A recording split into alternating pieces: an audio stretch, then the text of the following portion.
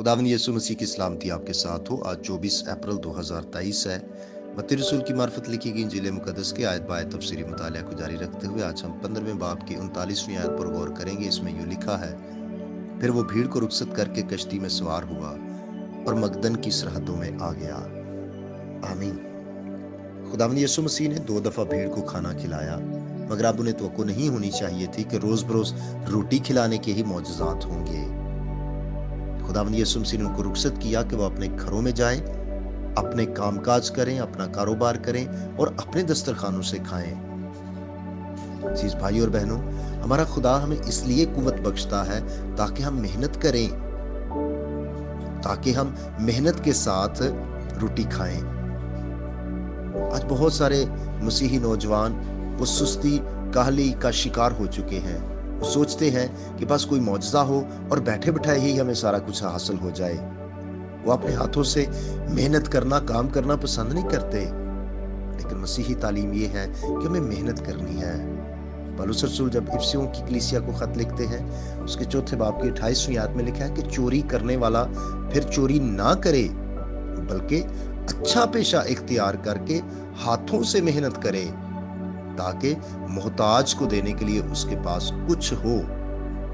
अच्छा पेशा इख्तियार करना है। अब दौलत कमाने के लिए हमें कभी भी गलत किस्म के पेशे इख्तियार नहीं करने। मिसाल के तौर पर मंशियात फरोशी या और कोई भी ऐसा नाजायज पेशा इख्तियार नहीं करना, बल्कि बाइबल कह रही है कि अच्छा पेशा इख्तियार करना है, मेहनत करनी है।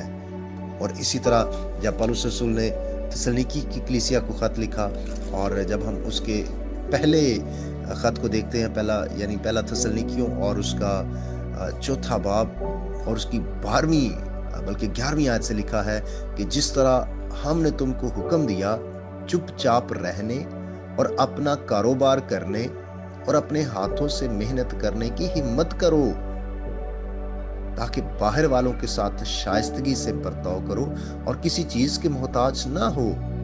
भाई और बहनों, खुदा का कलाम हमें ये हुक्म देता है कि हमें अपने हाथों से मेहनत करने की हिम्मत करनी है। और जब हम हिम्मत करेंगे तो फिर हम दूसरे इंसानों के मोहताज नहीं होंगे। इसलिए हर तरह से हमें मेहनत करनी है, आगे बढ़ना है। और जब पौलुस रसूल दूसरा थिस्सलुनीकियों का खत लिखते हैं, तो उसके 3 बाब की 11वीं आयत में लिखा है कि हम सुनते हैं कि तुम में बास बेकायदा चलते हैं और कुछ काम नहीं करते, बल्कि औरों के काम में दखल देते हैं।